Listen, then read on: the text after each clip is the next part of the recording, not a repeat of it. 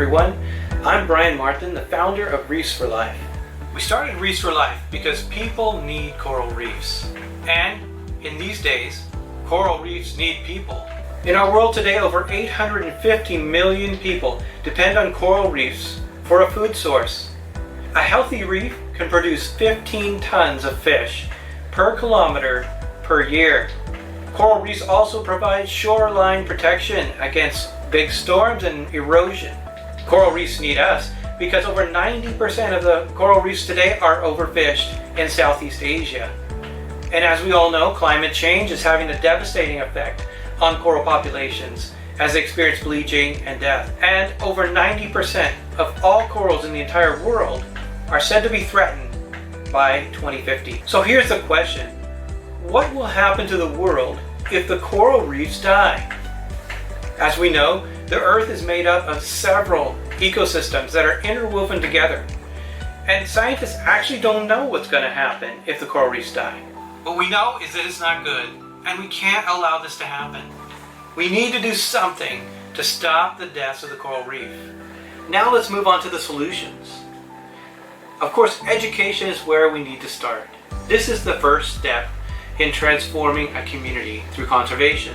So far, we've had more than 250 college-age volunteers doing the teaching for us in these remote coastal towns. These students are studying to become teachers in the local university, and they get experience in teaching in actual classrooms, and they're helping out their communities by spreading the information about how to live sustainably with their environment. The idea is that we set up a sanctuary where the fish can multiply and introduce different controls that will then produce more fish out of the fishery than when there was the system of open access and anyone could do anything they wanted, and people from the outside could come in and take the fish from the local people that live there. When we talk about helping underprivileged communities, there is no better way than to help a coastal town than to set up a marine protected area.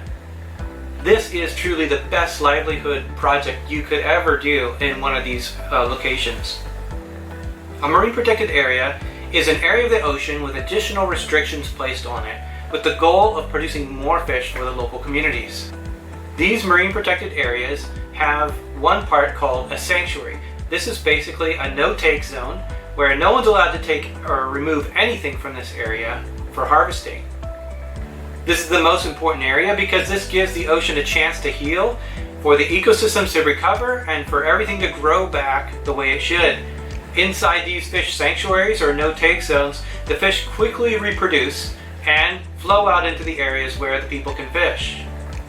The second part of the marine protected area is the managed access area. This is where we give exclusive rights to the local community in front of these waters to manage what's going on there. They get exclusive fishing rights here, which means people from other towns, other provinces, other locations cannot fish there. It's their area to fish.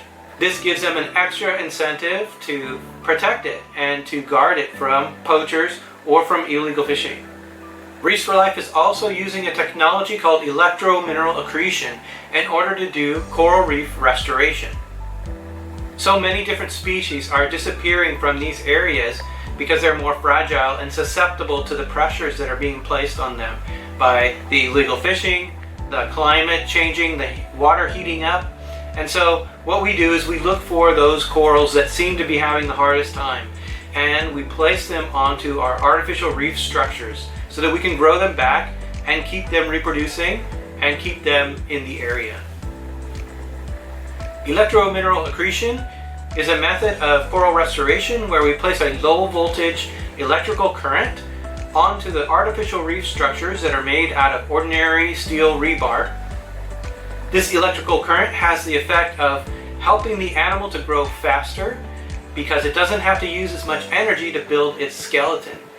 This also helps the animal be more resilient to the stressors that are happening, like warming water or other pollutants that get into the water.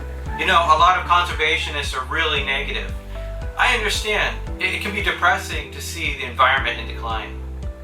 But we believe that we can make a difference, one town at a time, and create a movement of communities turning away from destructive practices and learning to live sustainably with the environment around them.